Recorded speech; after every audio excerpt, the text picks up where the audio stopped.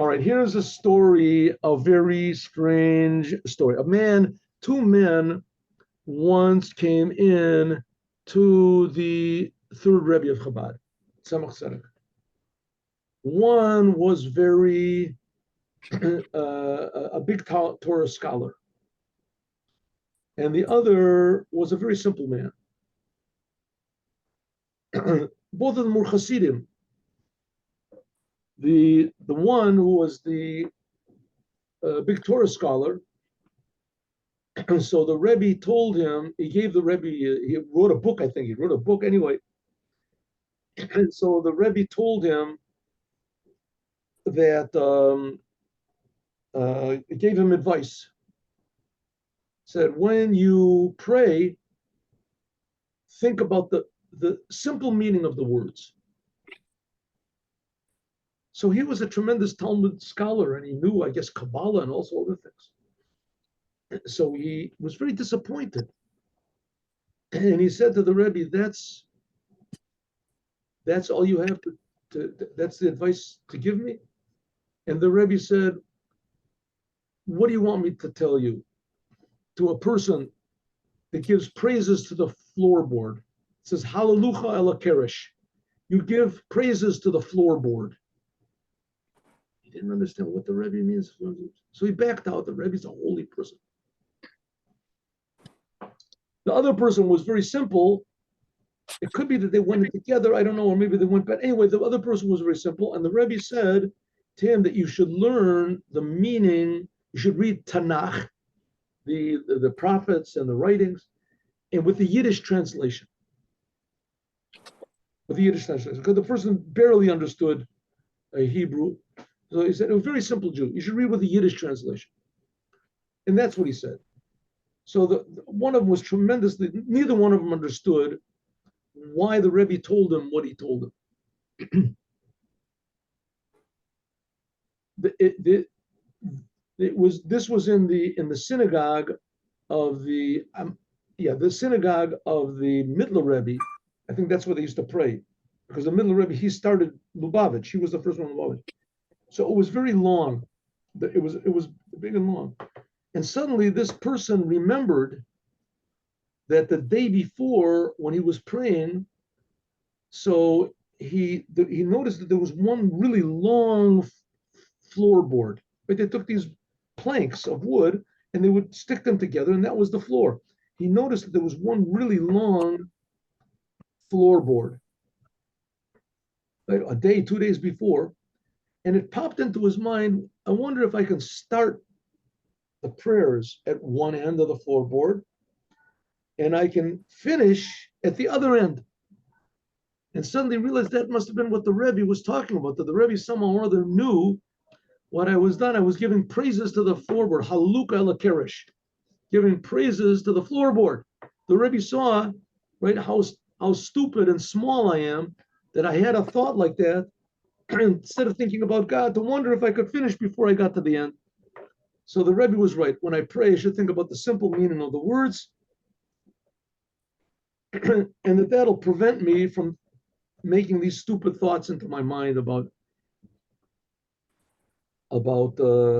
praying, the trying to finish my prayers before I end it.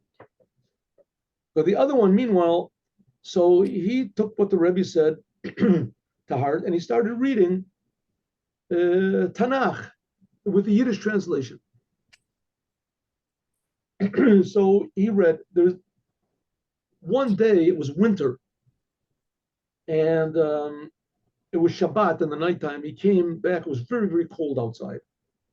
And he had a big winter coat. And he came home late Shabbat. His wife was resting, or she was sleeping, or whatever. So he came home, took off the coat, and he threw it on the sofa. And he sat down and started reading something. And his wife came in and she let out a scream. What have you done? So he said, what did I do? He said the baby was having trouble sleeping. There was a little baby. They had a little baby.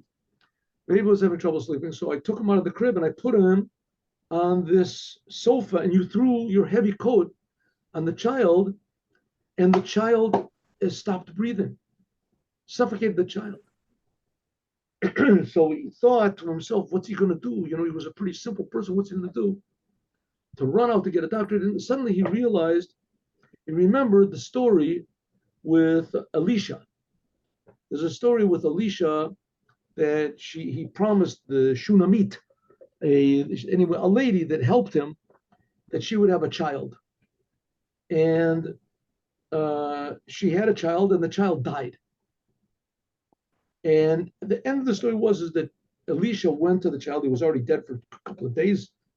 And he went to the child, and he said he put his mouth on his mouth and his hands on his hands. And what did it? The Peb, the Yadayim al Yadayim, and I think I have to look and see. He put his body on his body, and he put his hands on his hands, and he put his mouth to his mouth. So he put his mouth on his mouth, and he breathed life into the child. He figured maybe that's the only thing he knew, right? The only thing he knew what to do, like what Elisha did, and the child came back to life. He gave him artificial respiration, and the child gave. What Elisha did was a miracle. The child had already been dead for days, right before what he did. He brought him back to life. But he didn't understand it was a miracle. He understood that he gave him artificial respiration. And so he did. So it ended up that Tzemach Tzedek gave perfect advice to both of them. To one, he gave advice that when you pray, you should pray to God and to think at least of the simple meanings of the words, right? Like King David did. Simple meanings. You have to think about the Kabbalistic meaning and this. The Kabbalistic meaning is wonderful. But first of all, don't abandon the simple meaning, because if you do, you could be praying to the floorboard. There's all sorts of other weird ideas that pop into your mind.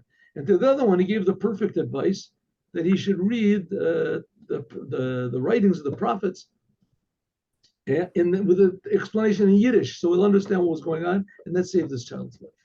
Have a good day with Mashiach. Now, God willing, tomorrow at 8:15. And so, one second, maybe let's do the shofar. Here we go. We'll do the shofar, and we'll try to do it from another room. We'll have to far away because it cuts off. Here we go. The same. There is fine.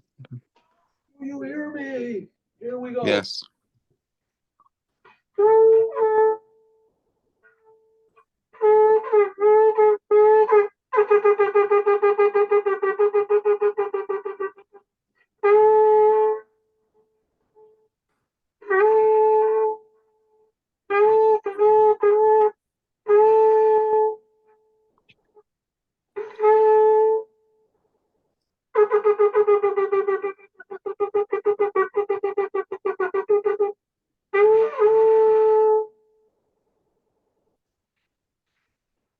What do you say? You heard everything? Most of it. Not everything. I have to move farther away. Okay, I'm moving to the next town. Okay, have a good day. See you tomorrow, God willing, 8:15. Hopefully we'll hear the shofar blowing when you come to Shofar Gadol. We'll hear the shofar Gadol from the Mashiach, and then there will definitely be reception. Definitely, yeah. Okay, shalom.